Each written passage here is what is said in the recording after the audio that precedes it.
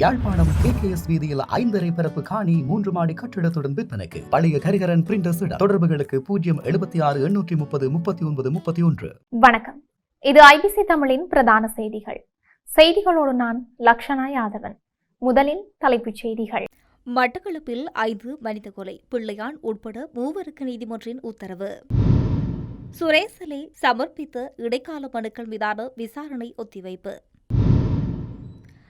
கல்வியை தனியார்மயமாக்காதே, 40,000 பட்டதாரிகளுக்கு நியமனம் எப்போது? கொழும்பில் பாரிய போராட்டம். சீரற்ற வானிலை காரணமாக மூடப்பட்ட கண்டீன் விரலியா மாவட்டத்தில் உள்ள பாடசாலைகள் நாளை மீண்டும் திறப்பு. பூஜித் மற்றும் ஹேமஸ்ரீயின் மரண தண்டனையால் ஆபத்தில் இருந்து தப்பித்த சக்தி வாய்ந்த அரசியல்வாதிகள். நீதித்துறையின் சுயாதீனத்தை பலப்படுத்த நடவடிக்கை. உதயநிதி ஸ்டாலின் கைதினால் தமிழகம் முழுவதும் பெரும் பரபரப்பு. களமிறங்கிய அதிரடிப்படையினர். முதல்வர் பிறப்பித்த உத்தரவு. வடக்கில் இலக்கை தாண்டிய சிறுபோக நெற்செய்கை, ஆளுநர் தெரிவிப்பு. தொடர்பான விரிவான செய்திகள்.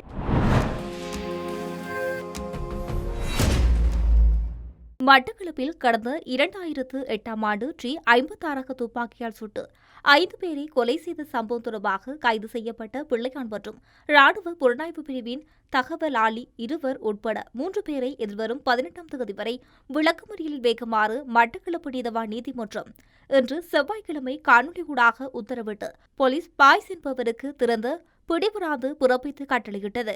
2008ஆம் ஆண்டு கல்லடியில் காவல்துறை உத்தியோகஸ்தர் ஒருவர் உட்பட 2 சுட்டுக்கொலை. TMPP கட்சி உறுப்பினர் உட்பட 2 காத்தாங்குடியில் வைத்து சுட்டுக்கொலை.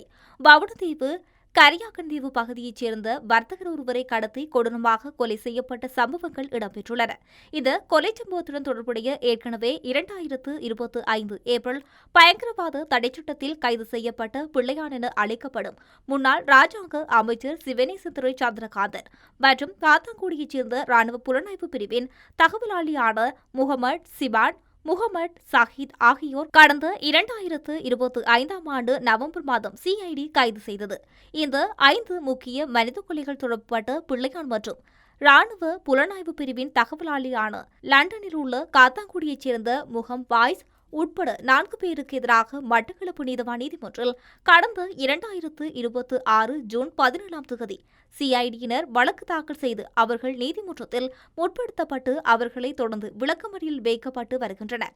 இதன்போது பிள்ளையான் சார்பில் சிரேஷ்ட சட்டத்தரணி சவுந்தரராஜா முன்னிலையாகி பிள்ளையான் தற்போது வெலிசரை கடற்படை முகாம் சிறையில் வைக்கப்பட்டுள்ளதாகவும் அவருக்கு சிறைச்சாலையில் இருந்து செல்லும் உணவை அந்த முகாமில் இருக்கும் ராணுவம் மற்றும் கடற்படையினர் பரிசோதனை செய்து அனுப்பப்படுவதால் அதை சிதைவடைந்து செல்வதால் அதனை சாப்பிட முடியாமல் இருப்பதாகவும் அதனால் சாப்பாட்டை அவ்வாறு பரிசோதனை செய்யாது தருமாறும் 73 வயது கொண்ட பிள்ளையானின் தாயார் சுகையினம் கொண்டவர் எனவும் அவருடைய கையடக்க தொலைபேசியூடாக 2 அல்லது 3 நிமிடங்கள் கதைப்பதற்கு அனுமதி கோரி சட்டத்தரணி வாதங்களை முன்வைத்துள்ளார். இதன்போது நீதவான் சிறைச்சாலை அதிகாரிகளுக்கு அங்கு அவ்வாறான நடைமுறையோ அதனை சரியாக பின்பற்றுமாறு தெரிவித்துள்ளார். தனது கைது மற்றும் தடுப்பு காவலை எதிர்த்து தேசிய புலனாய்வு பிரிவின் முன்னாள் பணிப்பாளர் சுரேசலை சமர்ப்பித்துள்ள மனுவில் தலையிட்டு கருத்துக்களை முன்வைத்த அனுமதி கோரி தாக்கல் செய்யப்பட்ட இடைக்கால மனுக்கள் மீதான பரிசீலனை இன்றைய தினம் மேல்முறையீட்டு நீதிமன்றத்தில் ஆரம்பமானது. அதன்போது குறித்த இடைக்கால மனுக்களை தாக்கல் செய்த தேசகி தைசி தேசிய இயக்கம் மற்றும் தேசப்பற்றுள்ள மக்கள் இயக்கம் ஆகிய அமைப்புகளின் சார்பில் ஆஜரான சட்டத்தரணிகள் நீதிமன்றில் தனது வாதங்களை முன்வைத்துள்ளனர். வாத பிரதிவாதங்களை செவிமடுத்த மேல்முறையீட்டு நீதிமன்றம் இந்த இடைக்கால மனுக்கள் மீதான மேலதிக பரிசீலனையை இம்மாதம் 6ஆம் தேதி வரை ஒத்திவைத்து உத்தரவிட்டுள்ளது. மேலும் இந்த வழக்குக்கு சுரேசலையின் மனைவியும் சமூகம் அளித்திருந்தமை குறிப்பிடத்தக்கது. கல்வித்துறையில் நிலவும் பல்வேறு நெருக்கடிகளுக்கு தீர்வு கோரியும் இலவசமாக கல்வியை பாதுகாக்க வலியுறுத்தியும் ஆசிரியர் அதிபர் தொழிற்சங்க கூட்டமைப்பு சார்பில் இன்று கொழும்பு பத்திரமுல்லை இசுருபாய கல்வி அமைச்சுக்கு முன்பாக கண்டன போராட்டம் முன்னெடுக்கப்பட்டது. இதில் கலந்து கொண்டு உரையாற்றிய இலங்கை ஆசிரியர் சங்கத்தின் பொதுச் செயலாளர் யோசப் ஸ்டாலின் அரசாங்கத்தின் தற்போதைய கல்வி கொள்கைகள் மற்றும் கல்வி சீர்திருத்த நடவடிக்கைகளை கடுமையாக விமர்சித்துள்ளார்.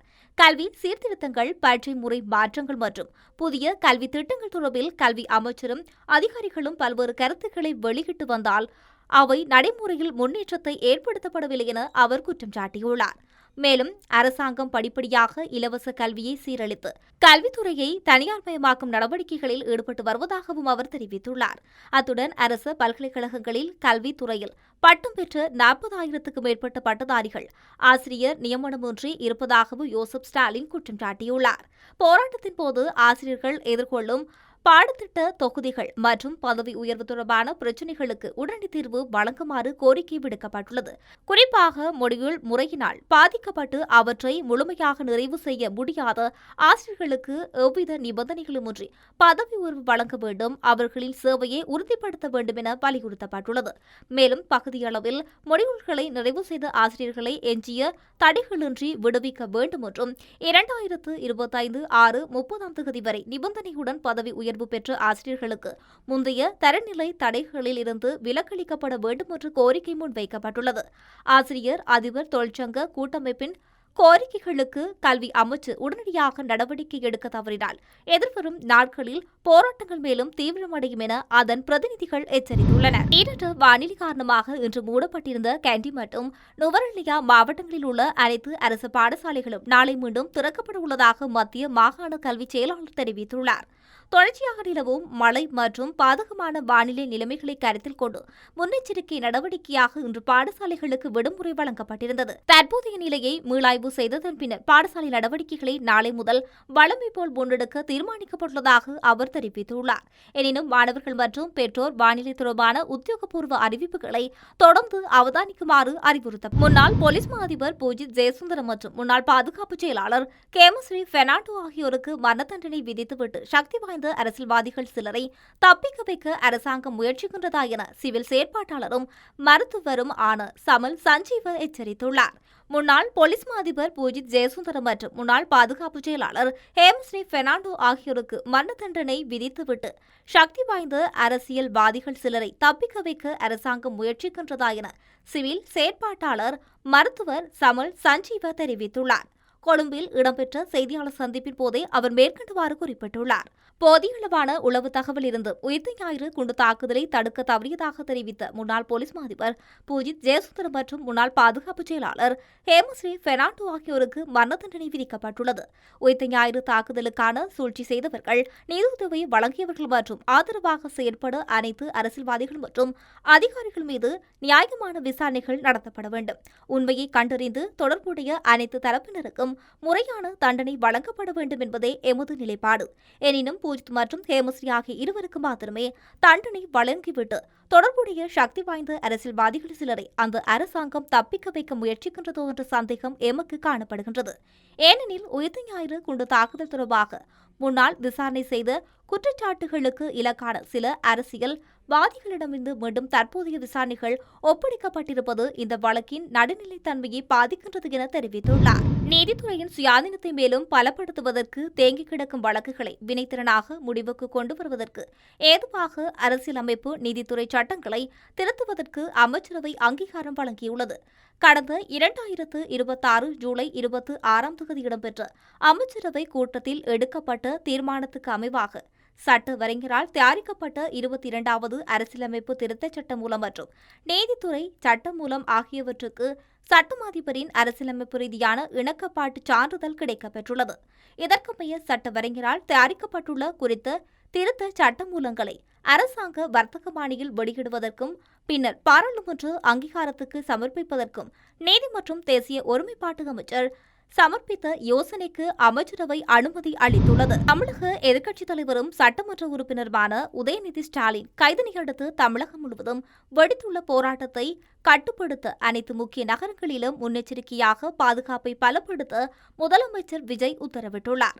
இந்த உத்தரவை தொடர்ந்து தமிழகத்தின் முக்கிய பகுதிகளான சென்னை, மதுரை, கோவை, திருச்சி, சேலம், நெல்லை மற்றும் தஞ்சாவூர் உள்ளிட்ட அனைத்து மாவட்டங்களிலும் போலீசார் களமிறக்கப்பட்டுள்ளனர். இதற்கமைய தலைமைச் செயலகம், அண்ணா அறிவாலயம், மெரினா கடற்கரை, நீலாங்கரை மற்றும் முக்கிய தலைவர்களின் இல்லங்கள் அமைந்துள்ள பகுதிகளில் சுமார் 15,000க்கும் மேற்பட்ட போலீசார் பாதுகாப்பு பணியில் ஈடுபடுத்தப்பட்டுள்ளனர். மேலும் போராட்டக்காரர்களை கலைப்பதற்காக முன்னெச்சரிக்கை நடவடிக்கையாக கலவர தடுப்பு வாகனங்கள் மற்றும் கண்ணீர் புகை குண்டு வீச்சு சிறப்பு வாகனங்கள் தயார்படுத்தப்பட்டுள்ளன. வடக்கு மாகாணத்தில் 2026ஆம் ஆண்டுக்கான சிறுபோக நெற்செய்கை எதிர்பார்க்கப்பட்ட இலக்கை தாண்டி வெற்றிகரமாக நிறைவு செய்யப்பட்டுள்ளது. விவசாயிகளின் வாழ்வாதாரத்தையும் உணவு பாதுகாப்பையும் மேலும் வலுப்படுத்தும் நோக்கில் 3ஆம் போகச் செய்யும் ஆரம்பிக்கப்பட்டுள்ளதாக வடக்கு மாகாண ஆளுநர் வேதநாயகன் தெரிவித்துள்ளார். சிறுபோகத்தில் இலக்கிடப்பட்ட பரப்பளவை விட அதிகளவான நிலப்பரப்பில் நெற்செய்கை மேற்கொள்ளப்பட்டிருப்பதுடன் கிடைக்கப்பெற்றுள்ள நீர்வளத்தை அறிவியல் அடிப்படையில் முகாமைத்துவம் செய்து 3ஆம் போக செய்கைக்கு தேவையான ஏற்பாடுகள் வெற்றிகரமாக முன்னெடுக்கப்பட்டிருப்பது வடக்கு மாகாண விவசாயத்துறையின் குறிப்பிடத்தக்க முன்னேற்றமாகும் என அவர் சுட்டிக்காட்டியுள்ளார். வடக்கு மாகாண விவசாய அமைச்சின் முன்னேற்ற மீளாய்வு கூட்டம் ஆளுநர் செயலகத்தில் ஆளுநர் தலைமையில் நடைபெற்றுள்ளது. இந்த கூட்டத்தில் விவசாய அமைச்சு மற்றும் அதன் கீழ் இயங்கும் திணைக்களங்களின் 2026ஆம் ஆண்டுக்கான செயற்பாடுகள், அபிவிருத்தி திட்டங்கள், நிதி மற்றும் பௌதீக முன்னேற்றங்கள் என்பன விரிவாக மீளாய்வு செய்யப்பட்டதோடு எதிர்கால செயற்பாடுகளை மேலும் துரிதப்படுத்துவதற்கான வழிமுறைகளும் ஆராயப்பட்டுள்ளது. 2026ஆம் ஆண்டுக்கான சிறுபோகத்தில் வடக்கு மாகாணத்தில் 37,961 ஹெக்டேர் பரப்பளவில் நெற்செய்கை மேற்கொள்ள இலக்கு நிர்ணயிக்கப்பட்டிருந்த நிலையில் 38,405 ஹெக்டேர் பரப்பளவு நெற்செய்கை மேற்கொள்ளப்பட்டு இலக்கு விஞ்சியுள்ளது. இதன் மூலம் சுமார் 1,56,326 மெட்ரிக் டன் நெல் உற்பத்தி கிடைக்கும் என எதிர்பார்க்கப்படுவதாக தெரிவிக்கப்படுகின்றது. நெல் உற்பத்தி திறனை மேலும் உயர்த்தும் நோக்கில் நாற்று மற்றும் நெற்செய்கை முறை, பரசூட் நாற்று நடவு முறை உள்ளிட்ட நவீன பயிரிடல் முறைகள் விரிவுபடுத்தப்பட்டதோடு நெற்செய்கை திட்டங்களும் பல மடங்குகளில் வெற்றிகரமாக நடைமுறைப்படுத்தப்பட்டுள்ளது. செய்திகளின் நிறைவாக மீண்டும் தலைப்புச் செய்திகள். மட்டக்களப்பில் 5 மனித கொலை, பிள்ளையான் உட்பட 3 நீதிமன்றின் உத்தரவு. சுரேசலை சமர்ப்பித்த இடைக்கால மனுக்கள் மீதான விசாரணை ஒத்திவைப்பு. கல்வியை தனியார்மயமாக்காதே, 40,000 பட்டதாரிகளுக்கு நியமனம் எப்போது? கொழும்பில் பாரிய போராட்டம். சீரற்ற வானிலை காரணமாக மூடப்பட்ட கண்டீன் விரலியா மாவட்டத்தில் உள்ள பாடசாலைகள் நாளை மீண்டும் திறப்பு. பூஜித் மற்றும் ஹேமஸ்ரீயின் மரண தண்டனையால் ஆபத்தில் இருந்து தப்பித்த சக்தி வாய்ந்த அரசியல்வாதிகள். நீதித்துறையின் சுயாதீனத்தை பலப்படுத்த நடவடிக்கை. உதயநிதி ஸ்டாலின் கைதினால் தமிழகம் முழுவதும் பெரும் பரபரப்பு, களமிறங்கிய அதிரடிப்படையினர். முதல்வர் பிறப்பித்த உத்தரவு. வடக்கில் இலக்கை தாண்டிய சிறுபோக நெற்செய்கை, ஆளுநர் தெரிவிப்பு. இத்துடன் ஐபிசி தமிழின் பிரதான செய்திகள் நிறைவு பெற்றன. செய்திகளை உடனுக்குடன் அறிந்து கொள்ள ஐபிசி தமிழ் என்ற எமது யூடியூப் பக்கத்தினூடாக இணைந்திருங்கள். வணக்கம். யாழ்ப்பாணம் KKS வீதியில் 5.5 பரப்பு காணி 3 மாடி கட்டிடத்துடன் விற்பனைக்கு. பழைய கரிகரன் பிரிண்டர்ஸ் தொடர்புகளுக்கு 076 830 39 31.